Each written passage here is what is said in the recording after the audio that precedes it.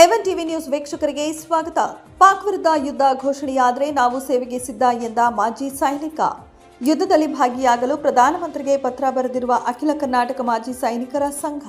ಹೌದು ವೀಕ್ಷಕರೇ, ಪಾಕಿಸ್ತಾನದ ವಿರುದ್ಧ ಯುದ್ಧ ಘೋಷಣೆಯಾದರೆ ಪಾಕಿಸ್ತಾನವನ್ನ ಸದೆ ಬಡಿಯಲು ಮತ್ತೆ ಭಾರತ ಸೇನೆಗೆ ಸೇರಿ ಯುದ್ಧ ಮಾಡಲು ಸಿದ್ಧರಿದ್ದೇವೆ ಎಂದು ಮಾಜಿ ಸೈನಿಕ ರಾಯಪಲ್ಲಿ ಶಿವಾನಂದ ರೆಡ್ಡಿ ಅಭಿಪ್ರಾಯ ವ್ಯಕ್ತಪಡಿಸಿದರು. ಇಂದು ಮಾಧ್ಯಮದವರೊಂದಿಗೆ ಮಾತನಾಡಿದ ಅವರು, ಅಖಿಲ ಕರ್ನಾಟಕ ಮಾಜಿ ಸೈನಿಕರ ಸಂಘ ಈಗಾಗಲೇ ಭಾರತ ದೇಶದ ಪ್ರಧಾನಮಂತ್ರಿಗಳಿಗೆ ಯುದ್ಧ ಆರಂಭವಾದರೆ ಮಾಜಿ ಸೈನಿಕರಿಗೆ ಆಹ್ವಾನ ನೀಡಿದರೆ ಪಾಕ್ ವಿರುದ್ಧ ಯುದ್ಧ ಮಾಡಲು ಸಿದ್ಧರಿದ್ದೇವೆ ಎಂದು ಪತ್ರ ಬರೆಯಲಾಗಿದೆ. ಆಹ್ವಾನ ಬಂದರೆ ಮಾಜಿ ಸೈನಿಕರು ಎಲ್ಲರೂ ಯುದ್ಧಕ್ಕೆ ಸಿದ್ಧರಿರುತ್ತೇವೆ ಎಂದು ಹೇಳಿದರು. ಜಿಲ್ಲೆಯಲ್ಲಿ ಬಹಳಷ್ಟು ಮಾಜಿ ಸೈನಿಕರಿದ್ದೇವೆ. ಈಗಾಗಲೇ ಅಲ್ಲಲ್ಲಿ ಸಮಾಲೋಚನೆ ನಡೆಸಿದ್ದೇವೆ. ಯಾವುದೇ ಕ್ಷಣದಲ್ಲಿ ಕರೆ ಬಂದರೂ ಯುದ್ಧದ ಭೂಮಿಗೆ ತೆರಳುತ್ತೇವೆ ಎಂದರು. ಕಾಶ್ಮೀರದಲ್ಲಿ ಪ್ರವಾಸಿಗರ ಮೇಲೆ ನಡೆದ ಪೈಶಾಚಿಕ ಕೃತ್ಯಕ್ಕೆ ಭಾರತೀಯ ಸೇನೆ ಸೂಕ್ತ ಪ್ರತಿಕ್ರಿಯೆ ನೀಡಿದ್ದು ಶ್ಲಾಘನೀಯ. ಭಯೋತ್ಪಾದನೆಯ ಮೂಲವನ್ನೇ ಧ್ವಂಸ ಮಾಡುವ ದಿಸೆಯಲ್ಲಿ ಆಪರೇಷನ್ ಸಿಂಧೂರ ದಿಟ್ಟ ನಿರ್ಧಾರವಾಗಿದೆ. ಅಮಾಯಕರ ಹೋದ ಜೀವ ಮರಳಿ ಬರುವುದಿಲ್ಲ. ಆ ಜೀವದ ಬೆಲೆ ಭಯೋತ್ಪಾದಕರಿಗೆ ಗೊತ್ತಾಗುವಂತೆ ಮಾಡಬೇಕು, ಪೂರ್ಣವಾಗಿ ನಿರ್ಮೂಲನೆ ಮಾಡಬೇಕು ಎಂದು ತಿಳಿಸಿದರು. ಏನಿದೆ ತಾರಕಕ್ಕೆ ಏರಿದೆ. ಮೊದಲು ನಮ್ಮ ಸೇನೆ ಅವರಿಗೆ ತಕ್ಕ ಉತ್ತರ ಕೊಡ್ತಾ ಇದೆ. ಮುಂದಿನ ದಿನಗಳಲ್ಲೂ ಕೊಡುತ್ತೆ ಅನ್ನೋ ಭರವಸೆ ನಮಗಿದೆ.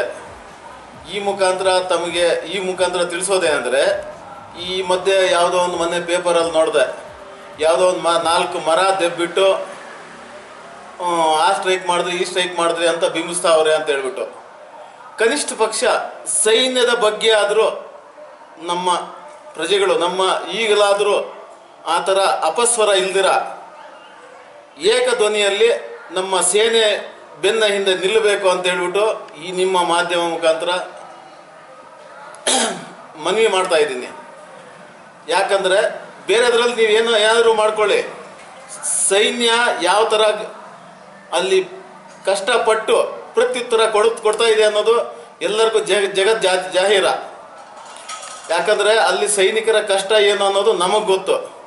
ಒಂದು ದಿನ ಅಲ್ಲಿ ನೈಟ್ ಈ ಟೈಮಲ್ಲಿ ಪೆಟ್ರೋಲಿಂಗ್ ಮಾಡಿ ತೋರಿಸಿ ಗೊತ್ತಾಗುತ್ತೆ ಯಾವ ಥರ ಅಂತ. ಒಂದು ದಿವಸ ಅಂಬುಷಲ್ಲಿ ಒಂದು ನೈಟ್ ಕೂತ್ಕೊಳ್ಳಿ, ಅಂಬುಷಲ್ಲಿ ಹೋಗ್ಬಿಟ್ಟು ನಿಮ್ಗೆ ಅರ್ಥ ಆಗುತ್ತೆ. ಅವೆಲ್ಲ ಅಲ್ಲಿ ನಾವು ಇಲ್ಲಿ ಎಲ್ಲ ವಿಸ್ತಾರವಾಗಿ ಹೇಳೋಕ್ಕಾಗಲ್ಲ. ಒಂದು ದಿವಸ OPL ಕೂತ್ಕೊಂಡು ನೋಡಿ, ನಿಮ್ಗೆ ಗೊತ್ತಾಗುತ್ತೆ ಯಾವ ಥರ ಅಲ್ಲಿ ಎಷ್ಟು ಬಾಧೆ ಇದೆ ಅಂತ ಹೇಳ್ಬಿಟ್ಟು. ಅಷ್ಟು ಕಷ್ಟಪಟ್ಟು ತಮ್ಮ ಪ್ರಾಣನ ಲೆಕ್ಕಕ್ಕೆ ಹಿಡ್ದಿರ ನಮ್ಮ ಸೈನಿಕರು ಅಲ್ಲಿ ಅವ್ರಿಗೆ ಪ್ರತ್ಯುತ್ತರ ಕೊಟ್ಟ ಮೇಲೂ ಕೂಡ ಈ ಥರ ಅಪಸ್ವರ ಅನ್ನೋದು ಮುಂದೆ ಎಂದಿಗೂ ಬರಬಾರ್ದು. ಮತ್ತೆ ನಮ್ಮ ದೇಶದಲ್ಲಿ ಸೈನಿಕರು ತುಂಬ ಸದೃಢವಾಗಿದ್ದಾರೆ. ಅವ್ರಿಗೆ ತಕ್ಕ ಉತ್ತರ ಕೊಟ್ಟಿದ್ದಾರೆ, ಇನ್ನು ಮುಂದೆ ಕೊಡ್ತಾರೆ ಅನ್ನೋ ಭರವಸೆ ಮೇಲೆ ನಾವು ಎಲ್ಲ ಇರಬೇಕೇ ವಿನ ಬೇರೆ ಒಂದು ಅಪಸ್ವರಗಳಂತೂ ಇರಬಾರ್ದು. ಈ ನಿಮ್ಮ ಮಾಧ್ಯಮ ಮುಖಾಂತರ ಹೇಳ್ತಾ ಇದ್ದೀನಿ. ಜೈ ಹಿಂದ್, ವಂದೇ ಮಾತರಂ. ನಮ್ಮ ರಾಜ್ಯಾಧ್ಯಕ್ಷರು ನಮ್ಮ ರಾಷ್ಟ್ರಪತಿಗಳಿಗೆ, ಪ್ರಧಾನಮಂತ್ರಿಗಳಿಗೆ, ರಕ್ಷಣಾ ಮಂತ್ರಿಗಳಿಗೆ ಎನಿ ಟೈಮ್ ನಮ್ದು ಯಾವುದೇ ಅವಶ್ಯಕತೆ ಇದ್ದರೆ ನಾವು ಸಿದ್ಧವಾಗಿದ್ದೀವಿ ಅಂತ ಹೇಳ್ಬಿಟ್ಟು ಆಲ್ರೆಡಿ ಪತ್ರ ಬರೆದಿದ್ದಾರೆ. ಆ ಪತ್ರ ಆಲ್ರೆಡಿ ಸರ್ಕಾರಕ್ಕೆ ಸೇರಿಬಿಟ್ಟಿದೆ. ನಾವು ಎನಿ ಟೈಮ್ ನಮ್ಮ ಅಧ್ಯಕ್ಷರು ಆಲ್ರೆಡಿ ಎಲ್ಲರಿಗೂ ಇನ್ಫಾರ್ಮೇಷನ್ ಗ್ರೂಪಲ್ಲಿ ಸಹಿತ ಆಗ್ಬಿಟ್ಟಿದ್ದಾರೆ. ಎನಿ ಟೈಮ್ ನೀವು ಸಿದ್ಧರಾಗಿರಬೇಕು ಅಂತ ಹೇಳ್ಬಿಟ್ಟು ನಾವು ಯಾವುದೇ ಸಮಯಕ್ಕಾದರೂ ದೇಶ ಸೇವೆಗಾಗಿ ಈಗಲೂ ನಾವು ಸಿದ್ಧವಾಗಿದ್ದೀವಿ. ಆಗಬಾರ್ದಾಗಿತ್ತು, ಯಾಕಂದರೆ ಅವಶ್ಯಕತೆನೇ ಇರಲಿಲ್ಲ.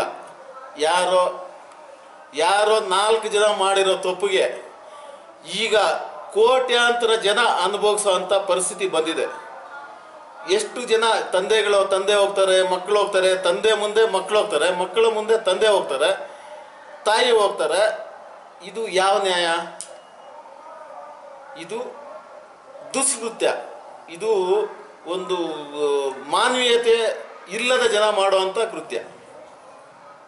ಮಾನವರೇ ಅಲ್ಲ, ನನ್ನ ದೃಷ್ಟಿಯಲ್ಲಿ ಅವರು ಮಾನವರೇ ಅಲ್ಲ. 4 ಜನಕ್ಕಾಗಿ ಈಗ ಎಷ್ಟು ಕೋಟಿ ಜನಗಳಿಗೆ ತೊಂದರೆ ಆಗ್ತಾ ಇದೆ. ಎರಡೂ ಕಡೆ, ಒಂದು ಕಡೆ ಅಂತಲ್ಲ, ಎರಡೂ ಕಡೆ ಅವಶ್ಯಕತೆ ಇತ್ತ ಇದೆಲ್ಲ. ಇದು ಮಾನವ ಧರ್ಮಕ್ಕೆ ಲಾಯಕ್ಕಲ್ಲ. ನಷ್ಟ ಆಗುತ್ತೆ.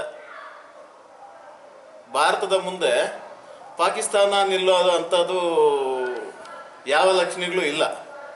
ಯಾಕಂದರೆ ಭಾರತ ಅಷ್ಟೊಂದು ಶಕ್ತಿಯುತವಾಗಿದೆ. ನಮ್ಮ ಭಾರತದ ಸೈನ್ಯ ಅಷ್ಟು ಸದೃಢವಾಗಿದ್ದಾರೆ, ಅಷ್ಟೊಂದು ಪ್ರತ್ಯುತ್ತರ ಕೊಟ್ಟೇ ಕೊಡ್ತಾರೆ. ನಿಮಗೆಲ್ಲ ಗೊತ್ತಿರೋದೆ, 62ರಲ್ಲಿ 71ರಲ್ಲಿ ಲಾಹೋರ್ವರೆಗೂ ನಾನಿದ್ದಂಥ ಬೆಟಾಲಿಯನ್ 9 ಮರಾಠ ಲಾಹೋರ್ವರೆಗೂ ಹೋಗಿ ಬಂದಿದೆ. ನಾನಿದ್ದಂಥ 9 ಮರಾಠ ರೆಜಿಮೆಂಟ್ ಲಾಹೋರ್ವರೆಗೂ ಹೋಗಿ ಬಂದಿದೆ. ಅಲ್ಲಿ ಕೆಲವೊಂದು ವಸ್ತುಗಳು ಎತ್ಕೊಂಡ್ಬಂದು ಇವತ್ತು ನಮ್ಮ ಕ್ವಾರ್ಟರ್ಗಾರ್ಡಲ್ಲಿ ಅದರ ಗುರುತಾಗಿ ಇಟ್ಕೊಂಡಿದ್ದಾರೆ. ಲಾಹೋರ್ವರೆಗೂ ಹೋಗಿ ಬಂದಿರೋ ಅಂಥ ಒಂದು ಗುರುತು ಬೇಕಾದ್ರೆ ಇವತ್ತು ನಮ್ಮ ರೆಜಿಮೆಂಟಲ್ಲಿ ತೋರಿಸ್ತಾರೆ. ಅಲ್ಲಿ ನಾನು ಪೂಂಚ್ ಸೆಕ್ಟ್ರಲ್ಲಿದ್ದೆ, ಅಂದರೆ ಅಲ್ಲಿ ಅಷ್ಟೊಂದು ಇರಲಿಲ್ಲ. ಆದರೂ ನೈಟ್ ಅವ್ರ ಬಂಕರ್ ಮೇಲೆ ನಾವು ಫೈರಿಂಗ್ ಮಾಡ್ತಿದ್ವಿ, ನಮ್ಮ ಬಂಕರ್ ಮೇಲೆ ಅವ್ರು ಫೈರಿಂಗ್ ಮಾಡ್ತಿದ್ರು. ಅದೇ ಟೈಮಲ್ಲೇ ಕಾರ್ಗಿಲ್ ಟೈಮಲ್ಲೇ ನನ್ನ ಕಾಲು ನೈಟ್ ಪೆಟ್ರೋಲಿಂಗಲ್ಲಿ ನನ್ನ ಕಾಲು ಫ್ರ್ಯಾಕ್ಚರ್ ಆಗಿತ್ತು. ಅದೇ ನಾನು ಇವಾಗ ಮೊದಲು ಹೇಳಿದ್ದು ಅದೇ. ಈಗ ಇಲ್ಲಿ ಎಲ್ಲ ಮೀಡಿಯಾ ಮುಂದೆ ಜಂಬಾ ಕೊಚ್ಕೊತಾರಲ್ಲ, ಒಂದು ರಾತ್ರಿ ಈಗ ಇಂಥ ಸಮಯದಲ್ಲಿ ಬಾರ್ಡ್ರಲ್ಲಿ ಪೆಟ್ರೋಲಿಂಗ್ ಮಾಡ್ತಾರಲ್ಲ ನಮ್ಮ ಸೈನಿಕರು, ಅದು ಮಾಡಿ ತೋರಿಸಿ. ಇಲ್ಲ ಯಾವುದೋ ಒಂದು ಅಂಬುಷ್ ಎಲ್ಲ ಕೂತ್ಕೊತಾರೆ ಈಗ ನಮ್ಮ ಸೈನಿಕರು, ಯಾವುದೋ ಒಂದು ಈ ಉಗ್ರವಾದಿಗಳು ಬರೋ ಅಂಥ ರಸ್ತೆಗೆ ಹೋಗ್ಬಿಟ್ಟು ಕವರ್ ಮಾಡಿಕೊಂಡು ಕೂತ್ಕೊತಾರೆ ನಮ್ಮ ಸೈನಿಕರು ನೈಟಲ್ಲಿ. ಅದು ಕೂತ್ಕೊಂಡು ಮಾಡಿ ತೋರಿಸ್ಬಿಡ್ಲಿ ಒಂದು ರಾತ್ರಿ, ಹೆಚ್ಚಿಗೆ ಬೇಕಾಗಿಲ್ಲ, ಬೇರೆ ಒಂದೇ ಒಂದು ರಾತ್ರಿ.